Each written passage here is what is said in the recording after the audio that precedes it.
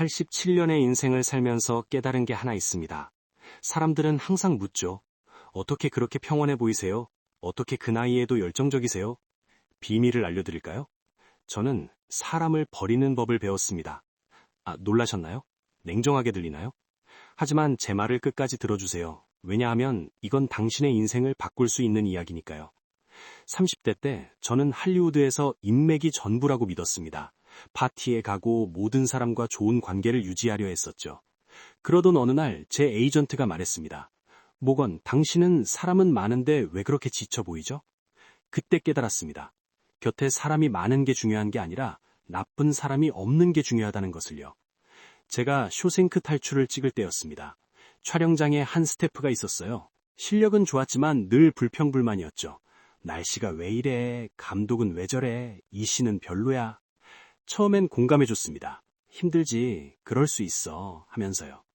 그런데 신기한 일이 벌어졌습니다. 그 사람과 대화하고 나면 저까지 기분이 나빠지는 거예요. 아침에 기분 좋게 출근했다가 그 사람과 커피 한 잔 마시고 나면 하루 종일 우울했죠. 심리학에서는 이런 사람들을 에너지 뱀파이어라고 부릅니다. 당신의 긍정적인 에너지를 빨아먹고 부정적인 에너지를 주입하는 사람들이죠. 여러분, 주변을 한번 둘러보세요. 만날 때마다 기운이 빠지는 사람이 있나요? 대화 후 항상 죄책감이나 불안감이 드는 사람이 있나요? 당신의 성공을 진심으로 축하하지 못하는 사람이 있나요? 있다면 그게 바로 당신이 거리를 두어야 할 첫 번째 신호입니다.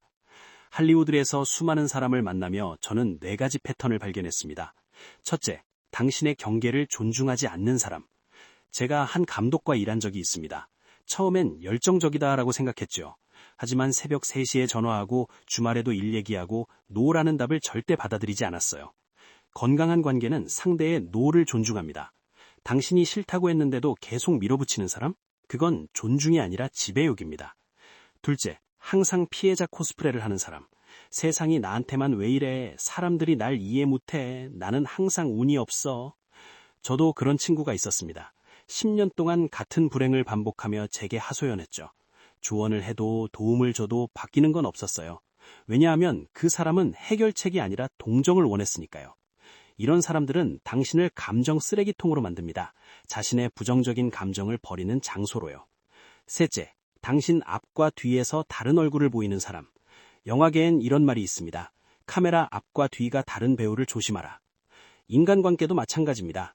당신에겐 친절하지만 웨이터에겐 무례한 사람. 당신 앞에선 친구를 칭찬하다가 뒤에선 험담하는 사람. 진짜 성품은 아무도 보지 않을 때 드러납니다. 넷째, 당신을 경쟁 상대로만 보는 사람. 진짜 친구는 당신의 성공을 자기 일처럼 기뻐합니다. 하지만 어떤 사람들은 당신이 잘 되면 불편해하죠. 별거 아닌데, 운이 좋았네. 나도 그 정도는.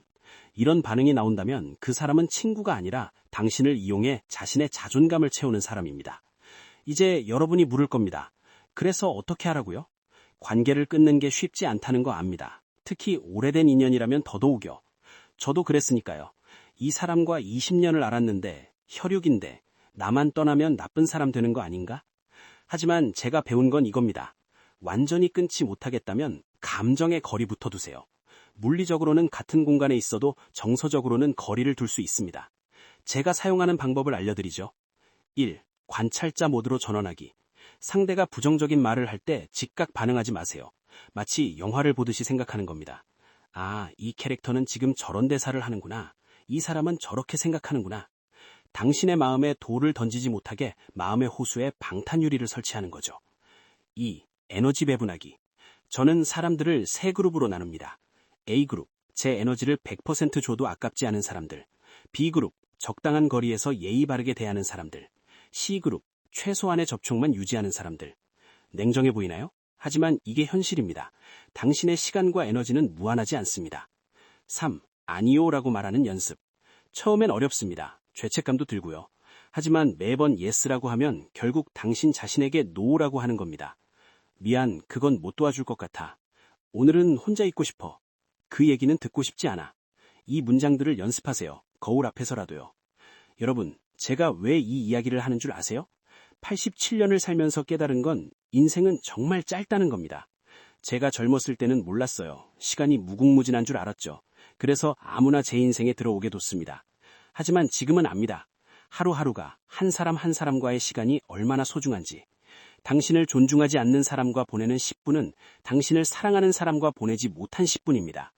제가 가장 후회하는 게 뭔 줄 아세요? 좋은 사람들과 더 많은 시간을 보내지 못한 게 아닙니다. 나쁜 사람들에게 너무 많은 시간을 낭비한 것입니다.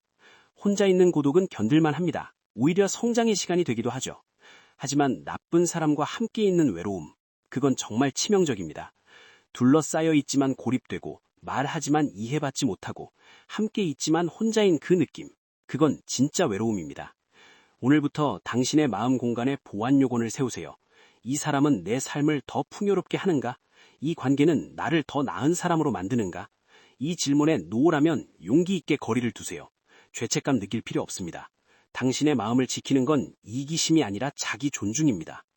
사랑하는 여러분, 당신은 나쁜 대우를 받을 만큼 하찮은 사람이 아닙니다. 당신은 독이 되는 관계를 참아낼 만큼 강하지도 않습니다. 당신은 소중한 사람입니다. 그러니 부디 당신을 소중히 여기는 사람들로 당신의 인생을 채우세요. 제가 87년을 살며 배운 가장 큰 교훈은 이겁니다. 질 좋은 관계 5개가 질 나쁜 관계 100개보다 낫다. 당신의 인생이라는 정원에서 잡초를 뽑는 용기를 가지세요. 그래야 장미가 필 공간이 생기니까요. 이 영상이 도움이 되었으면 구독과 좋아요 함께 해주세요.